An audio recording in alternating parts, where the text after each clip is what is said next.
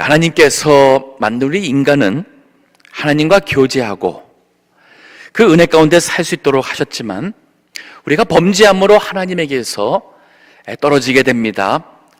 선악과를 먹고 난 후에 인간이 처음 경험한 것은 하나님이 두려워졌고 피해서 숨으려고 했습니다. 그리고 하나님께서 네가 무엇을 했냐 할 때에 책임을 전가하고 서로 원망하는 그러한 우리 인간의 모습으로 보였습니다. 하지만 거기에서 끝난 것이 아니었어요. 오늘 이제 창세기 4장에 와서 보게 되면은 가인을 통해서 우리 인간이 정말 우리 아내가 우리 인간이 얼마큼 더러워질 수가 있고 얼마큼 악해질 수가 있을까? 남의 얘기가 아니라 우리 모두가 다 아담의 후손으로서 같은 부패한 우리 내면 세계를 갖고 있는 우리 인간이 어디까지 갈 수가 있을까? 오늘 본문의 말씀을 보면은 이것이 바로 우리 인간의 모습인데 이거를 우리가 알 때에 두 가지 우리가 감안을 해야 됩니다. 하나는 다른 사람을 볼 때에 이렇게 악할 수도 있다는 사실을 보면서 우리가 이 세상에 참 많은 악이 있고 또 악인이 있는 것을 보면서 참 우리가 정신을 차리고 뱀처럼 지혜롭게 살지 않으면 그만 우리도 그만 유혹을 당할 수 있다는 그 사실. 또 하나가 뭐냐면은 내 자신도 이러한 악한 사람이 될 수 있다는 걸 보면서 혹시나 나에게서나 다른 사람에게서 이러한 모습이 나타날 때에 우리 스스로가 거기에서 이 경각을 받고 우리 자신을 바로 잡지 못하면 우리도 가인과 같은 사람이 될 수 있다는 사실이에요. 4장에 와서 보게 되면은 가인과 아벨이 나오는데 이 아벨을 통해서는 타락한 인간이지만 희망이 보였어요. 즉 하나님께서 아벨과 그의 제사를 받으시는 걸 보면은 우리가 하나님 앞에 다시 나갈 수 있는 길이 열렸어요. 즉 아벨은 믿음으로 하나님이 기뻐하시는 제사를 드렸습니다.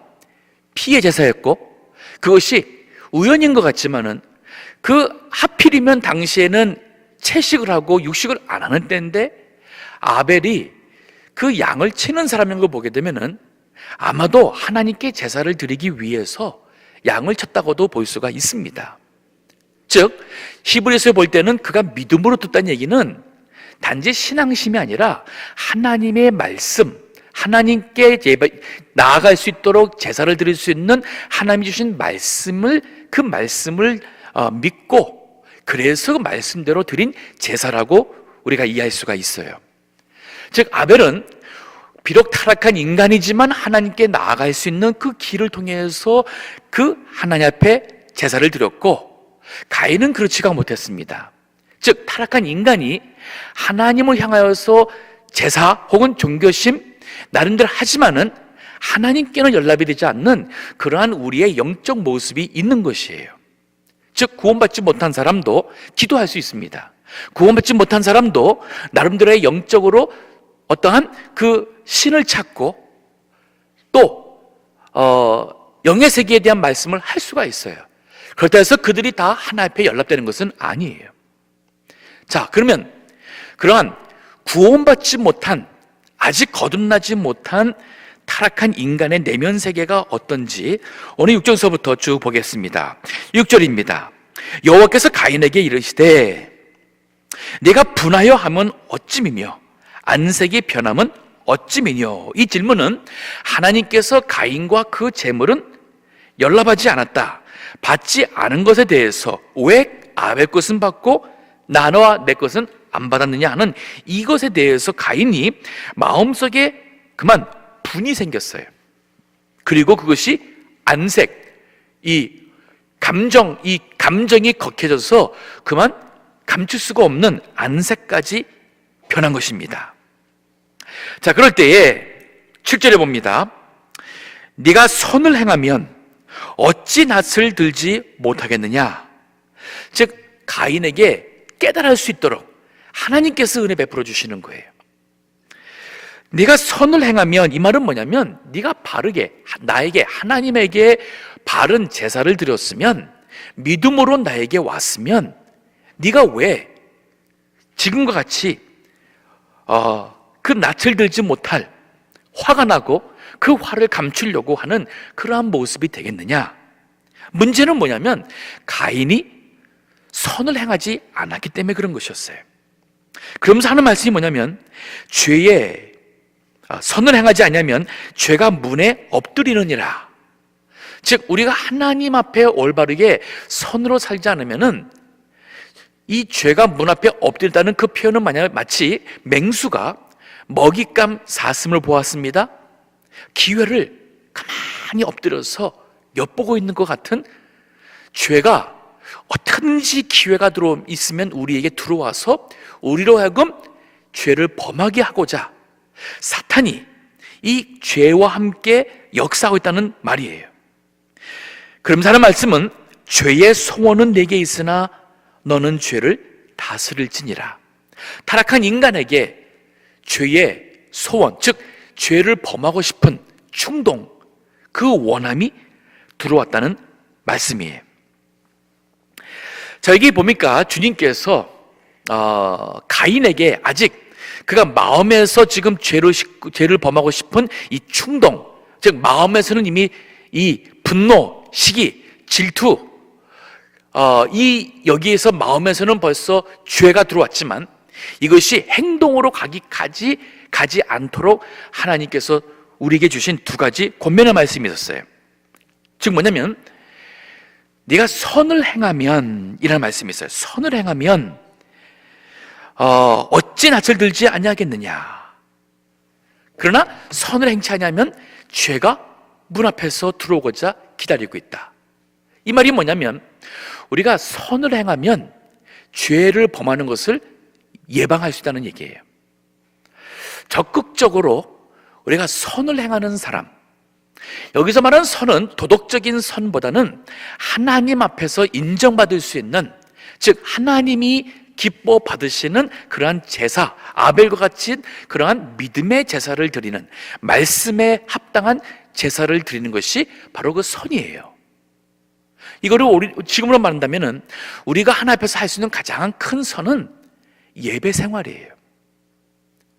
예배 생활을 우리가 선을 행하면, 즉 우리가 예배 생활을 통해서 정기적이고 적극적인 예배 생활을 통해서 하나님과 계속 영적 교제하며 하나님께서 받으시는 예배인의 삶을 산다 하면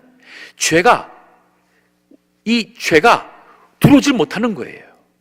마음에 은혜가 넘치는데, 마음에 기쁨이 있고 감사가 있고 하나님의 이 사랑이 내 마음속에 있는데 그 순간에 누군가가 나를 이렇게 자극을 해도 어떻게 돼요? 우리가 쉽게 그 분노를 우리가 쉽게 이길 수 있어요. 유혹이 와도 유혹을 쉽게 피할 수 있습니다. 하나님 앞에 가장 귀한 우리 그 선을 행하는 것은 예배 생활이에요. 자, 그러면 우리가 공예배가 있습니다. 저도 이렇게 보면은 예배에 충실한 분들은 믿음 생활이 이 지속적으로 잘 자라는 모습을 보고, 또 그 믿음이 잘 자란다는 것은 역시나 세상의 죄나 유혹에 많이 갈 수 있는 길에서 예방을 받을 수가 있어요. 또 하나가 뭐냐면 우리가 이 공예배뿐 아니라 이 영적 우리의 몸을 하나님이 기뻐하시는 제사로 드리라 하는 로마서 12장 1절의 말씀처럼 이것이 바로 너희들의 영적 예배라고 그랬어요. 즉 우리의 삶 속에서 항상 내 마음이 참 하나님 앞에 드려지는 그러한 내 생활, 내 몸, 모든 것을 드려지는 그러한 영적 예배를 드리는 그러한 마음 중심과 생활을 살아갈 때에, 우리 직장을 생활하도 아니면은 우리 친구를 만나든 사회에서 모든 것을 하든 항상 거기에서 내가 주님 앞에 드려지는 영적 예배를 드리고자 하나님이 기뻐하시는 뜻이 무엇인지, 하나님 앞에 온전한 뜻이 무엇인지, 이러한 뜻을 찾으며 우리가 살아갈 때에, 내가 하는 모든 것이 하나님 앞에 드려지는 그러한 예배의 삶을 살아갈 때에 사탄이 우리를 시험할 수가 없습니다. 우리가 죄와 싸워 이길 수 있는 그러한 힘을 가질 수 있어요. 이렇게 적극적으로 믿음 생활하시고, 적극적으로 기대 생활하시고, 또 적극적으로 내가 순간순간 하는 모든 것을 통해서 하나님께 드려지는 영적 예배의 삶을 사셔야 됩니다. 자, 그런가 하면은 또 하나가 있습니다. 죄의 소원은 내게 있으나 너는 죄를 다스릴지니라, 이 말씀이 있어요. 두 번째로 우리가 이 가인과 같이 타락한 인간이 죄가 간 데까지 가는 것을 막을 수 있는 것은 행동으로 가기 전에 이미 마음에서 죄의 소원이 들어오는 단계가 있어요. 그때에 다스리라 그랬어요. 이건 다른 길이 없어요. 다스리라 그랬어요. 즉, 내 마음에 들어오는 나쁜 생각, 더러운 생각, 신앙인으로서 참 부끄러운 그러한 마음의 소원, 이거를 다스리라 그랬어요. 이거 어떻게 다스리죠? 화가 나는데 나도 갖고 싶고 나도 하고 싶고, 이거 어떻게 다스릴까요? 아무리 생각해봐도 다른 길이 없어요. 기도예요, 기도. 기도로밖에 다스릴 수 있는 가장 지름길이 없습니다. 한번 가만히 보세요. 우리가 죄를 범하고 아니면 믿음에서 떨어진 삶을 사는 것과 기도 생활은 같이 가게 되어 있습니다. 반드시 우리가 시험에 들고 우리가 죄를 범하고 내 마음에 은혜가 떠날 때는 보면 기도가 안 돼요. 아니, 기도를 멈추든지 기도 생활을 안 할 때가 옵니다. 하지만 우리가 은혜가 넘쳐서 다시 한번 기도를 통해서 하나님 앞에 회개할 때도 정말 참된 회개가 나오고, 감사를 해도 참된 감사가 나오고, 기도를 통해서 참 하나님과의 영적 교제가 회복되어 갈 때는 우리의 삶이 육신적으로 갔던 삶이 영적으로 움직이는 것을 보게 돼요. 이게 같이 가게 되어 있습니다. 그러니까 죄의 소원은 내게 있지만 죄를 다스리기 위해서는 기도해야 됩니다. 교회 나와서 기도하는 것 제일 좋습니다. 하지만 여러 가지 환경으로 나올 수 없다면은 집에서도 기도 시간 꼭 가지셔야 돼요.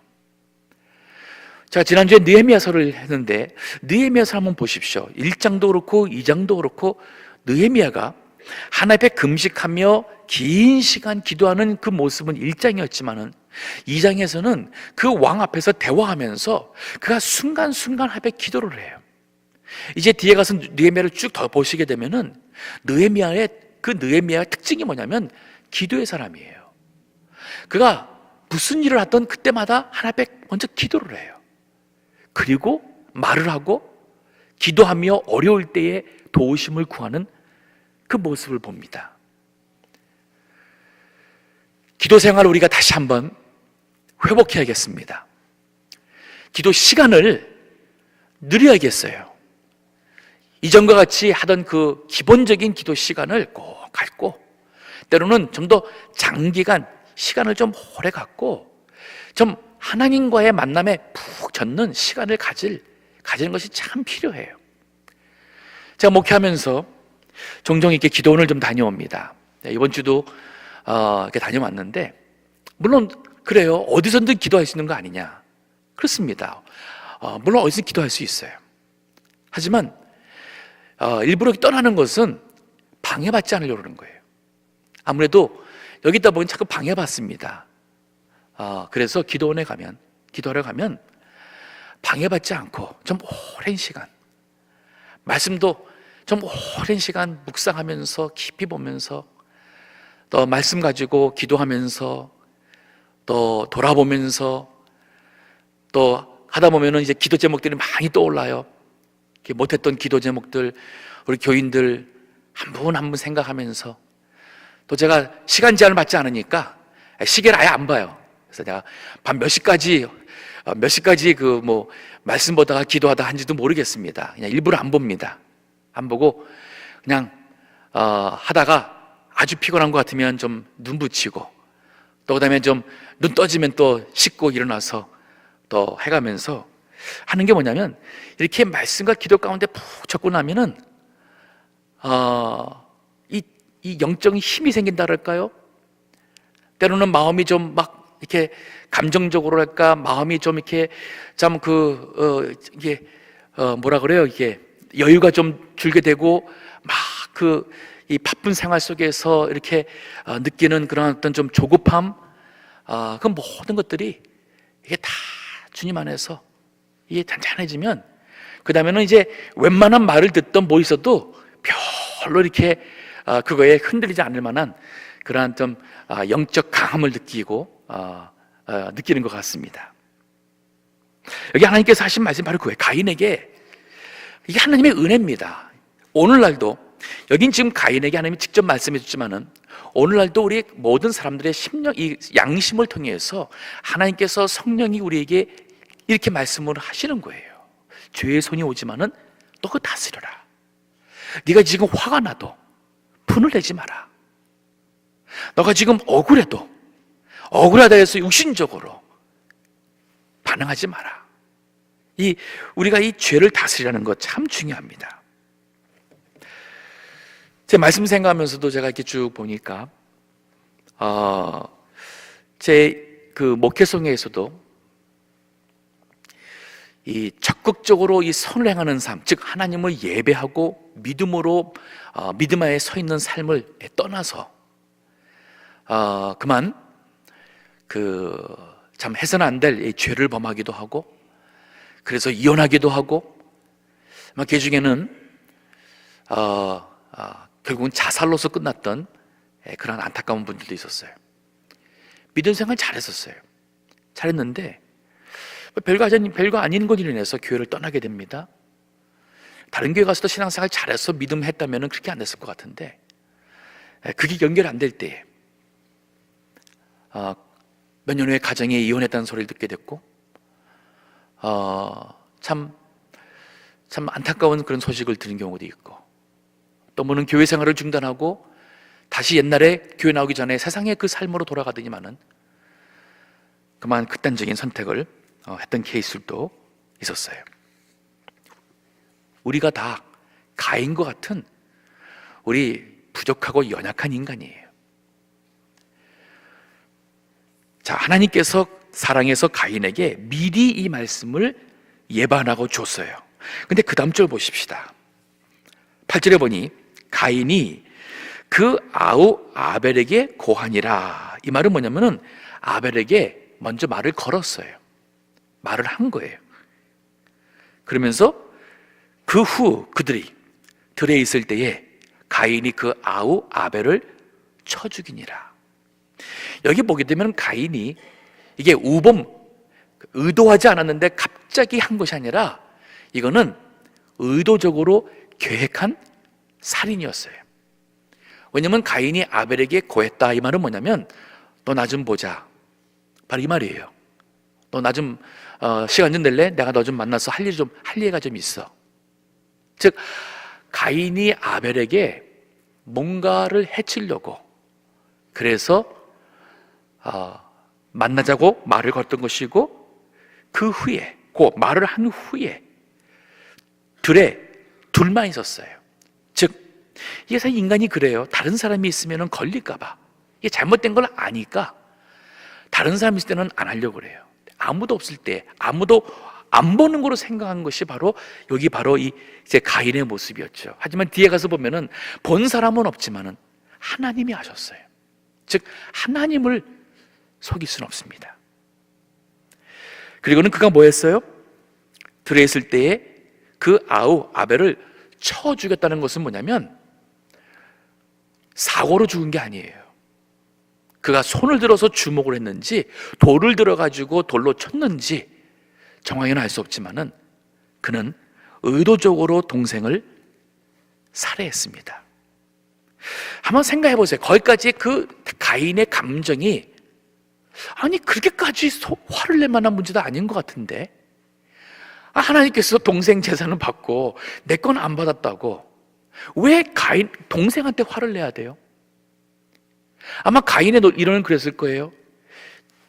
쟤만 없었으면 하나님이 내 재산 받았을 텐데 아니면 또 내가 동생한테 형이 돼가지고 체면이 안 되는 거고, 이거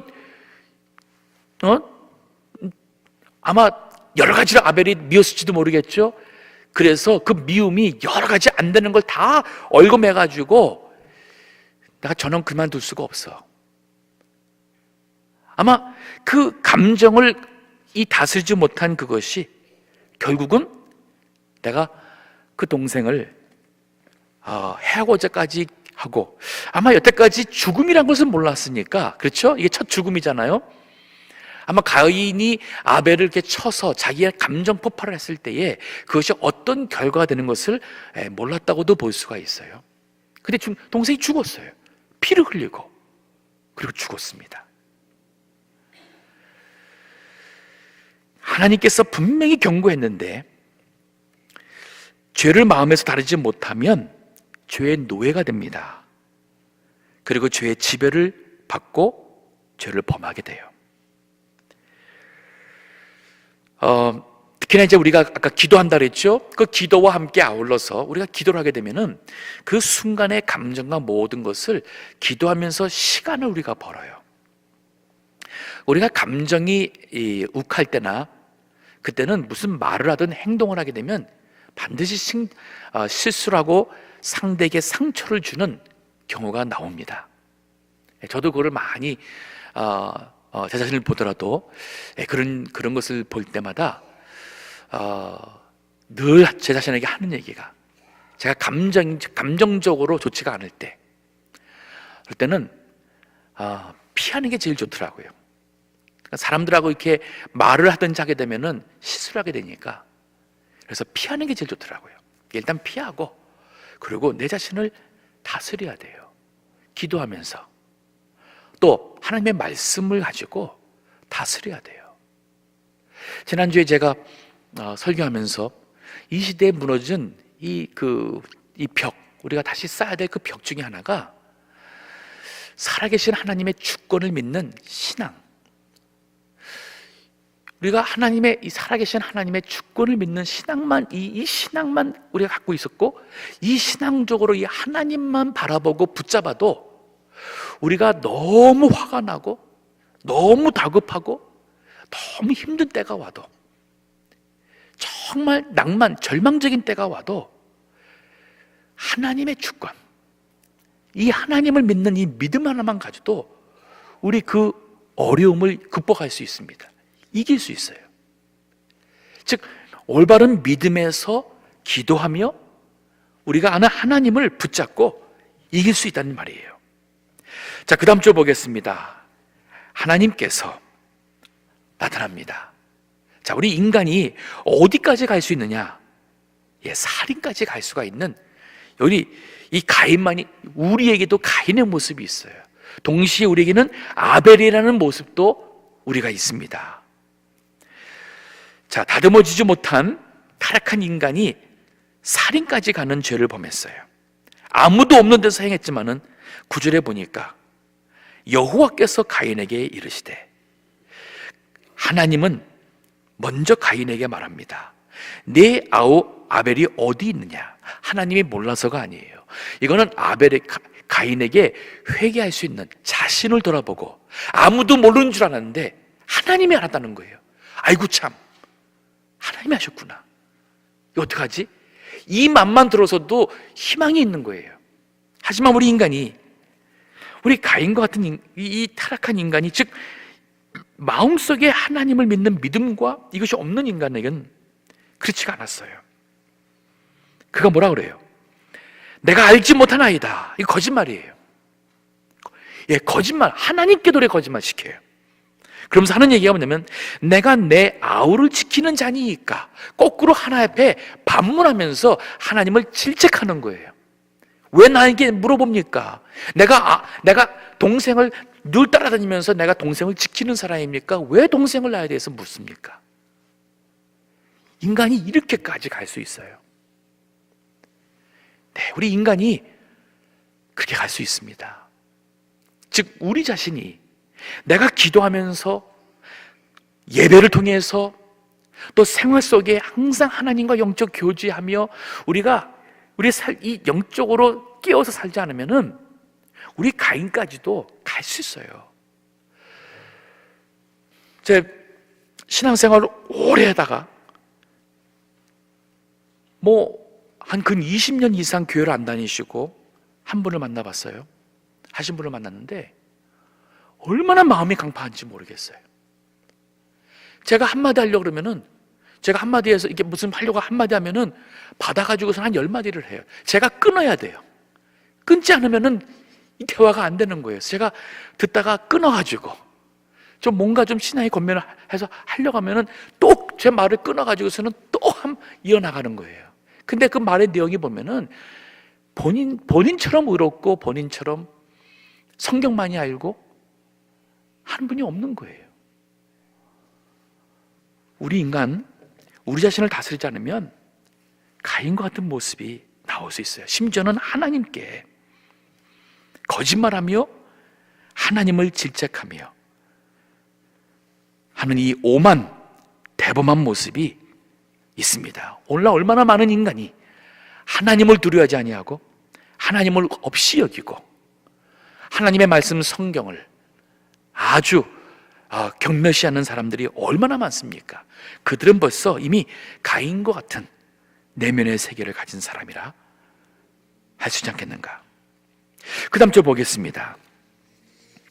가라사대 네가 무엇을 하였느냐? 하나님께서 한 단계 수위를 높여서 다시 한번 가인에게 돌이킬 수 있는 마지막 기회를 주는 거예요. 여기 보니까 이제는 처음에는 아우가 어디냐 물어봤지만 지금은 네가 뭐 했느냐, 즉 하나님 뭔가 아는 거예요. 가인에게 내가 지금 몰라서 묻는 게 아니다. 너 무엇했느냐? 즉 한 번 더 그가 회개할 수 있는 은혜를 베풀어 주시는 건데, 그러면서 네 아우의 핏소리가 땅에서부터 내게 호소하였느니라. 이 호소한다는 이 말씀이 살려줘요 하는 그러한 우리 그 마지막 이 절규 부르짖는 그 소리 하나님께서 들었다는 얘기예요. 그런데 12절 보게 되면은 바로 하나님께서 그의 범죄에 대한 저주 형벌이 나옵니다. 즉 가인이 하나님께서 이렇게까지 했건만 그는 돌이키질 않았어요. 이미 하나님이 다 아시고 네 아우의 피가 해서 다 하니까 할 말은 없는 거예요. 조금 전까지는 거짓말했어요. 모른다고. 그러면서 내가 내 아우를 지키냐고 하나님 앞에 오히려 질책했는데 하나님이 알고 나니까, 즉 자기가 숨겼던 것이 드러나게 되니까 할 말은 잃었어요. 하지만 거기에서 하나님 잘못했습니다 라고 하면 희망이 있는 거예요. 그걸 안 했어요. 성경에 보면은 바로 그에 대한 저주가 이어집니다. 12절에 네가 밭 갈아도 땅이 다시는 그 효력을 내게 주지 아니할 것이요 너는 땅에서 피하여 유리하는 자가 되리라. 그 11절 보게 되면은 땅이 그 입을 벌려 네 손으로부터 그 아우의 피를 받았은즉 네가 땅에서 저주를 받으리니, 문자적으로는 이 땅에서부터 오는 은혜가 그에게 없게 된다는 말씀이에요. 땅으로부터 얻는 것은 우리 먹을 수 있는 음식이죠. 또 하나는 우리가 거할 수 있는 처소예요. 이 두 가지가 그가 먹는 것, 또 살아가면서의 생활의 고통과 또 그가 안정되게 거하는 곳에서 그만 그 안정된 삶을 누리지 못하고 그가 늘 떠돌며 불안하며 옮겨야 되는 삶을 살 것을 말하고 있어요. 동시에 이것은 좀 더 그 문자적인 것을 조금 더 한다면은 그 나머지 이 세상 살아가는 육신의 생활이 이렇게 곤고하고 그리고 괴로울 것을 말하고 있습니다. 즉 12절에 보니 네가 아무리 수고해도 땅이 그 효력을 주지 않는다. 우리가 죄를 범하고 하나님 떠나서, 즉 하나님의 은혜가 있는 곳에서 떠나가지고 우리가 아무리 수고한들 이 세상에서 자기가 원하는 그 만족과 원하는 아벨을 없애고, 그리고 내가 이 분노를 아예 폭발하고 나면은 내 마음이 후련할 거로 생각했는데 그게 아닌 거예요. 오히려 그는 11절 보니 땅에서 피하며 유리하는 자가 된다고 그랬어요. 13절에 가인이 여호와께 고하되 내 죄벌이 너무 중하여 견딜 수 없나이다.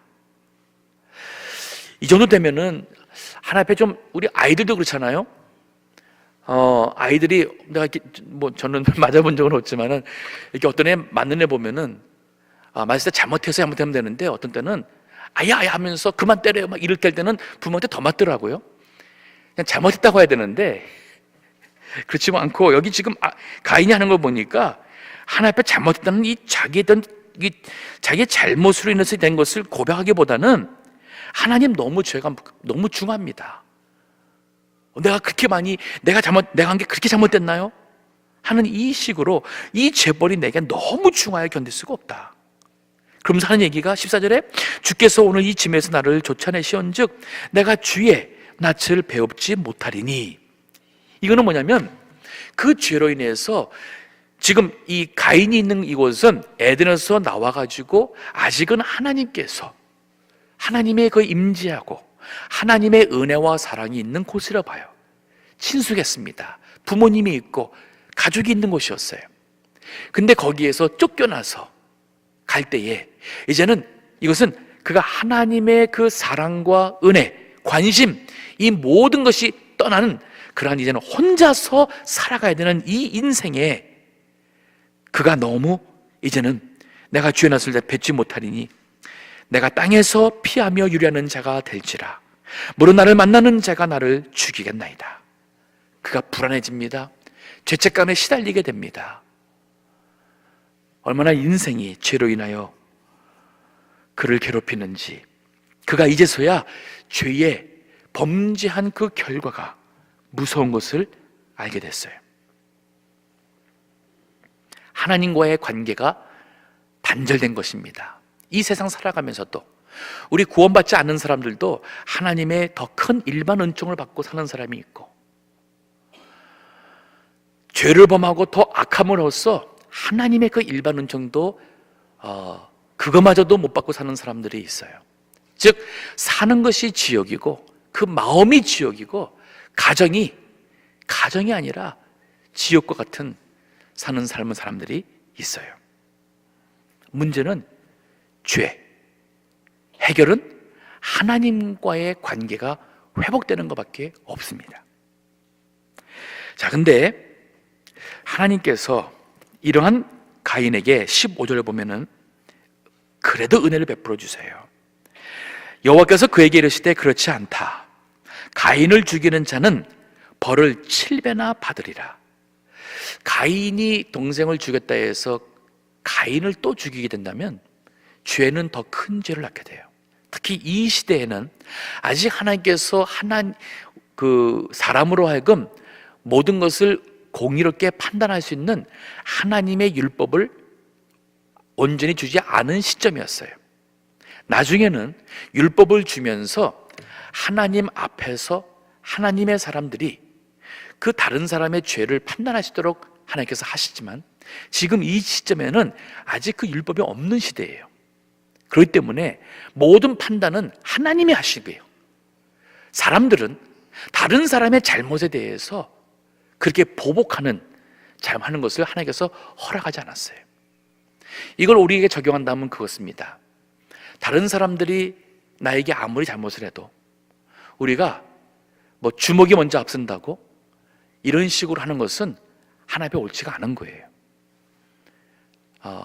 세상 법이 있다면 세상의 법의 절차를 따를 수도 있고, 또 하나님이 살아계시니까 모든 것을 하나님께 맡기고 기도하며 우리 사랑으로, 선으로 싸울 수도 있습니다. 자, 계속 말합니다. 그러면서 하나님의 말씀이 가인에게 표를 주사 만나는 누구에게든지 죽임을 면케 하시니라. 어떤 표를 줬는지 우리가 알 수가 없어요. 확실한 것은 그 하나님이 주신 표로 인해서 가인은 살아가면서, 이 세상 살아가면서 그나마 더 큰 악으로부터 보호를 받는 하나님의 은혜를 누렸어요. 혹시나 가인이 살아가면서 자신을 좀 돌아보며 뉘우치고 그러한 살인자, 동생을 죽인 나는 살인자인데 하나님이 그래도 나를 사랑해서 이 표를 줘가지고 다른 사람들이 나에게, 다른 사람에게서 받아야 될 이 참 나를 하나님께서 해줬구나. 혹시라도 가인이 그것을 이렇게 생각하였다면 훗날에 회개하고 용서받을 수는 있겠죠. 하지만 그렇지 않다면 우리 인간에게는 희망이 없습니다. 여기 나오는 이 가인의 얘기가 바로 지금 우리 시대의 얘기고 우리의 얘기예요.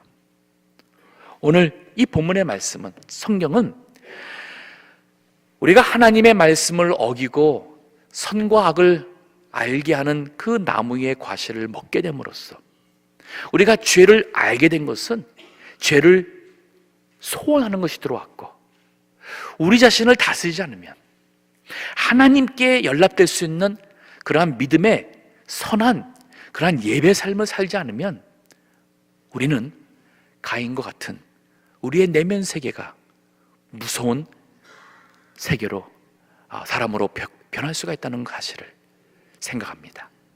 오늘 말씀을 보면서 우리 믿음으로 하나님을 예배하는 삶을 살며 기도하며 죄의 소원을 다스리며 살아야겠고, 이렇게 참 우리를 구원해 주신 하나님의 은혜가 얼마나 감사한지 몰라요. 하나님의 은혜가 아니었다면 우리가 가인처럼 얼마나 참 비참한 삶을 살 뻔했는데, 구원해 주시고 은혜 주신 하나님께 감사하는 또 믿음의 삶을 사는 우리 성도들 다 되시기를 주의 이름으로 축원합니다. 기도하겠습니다.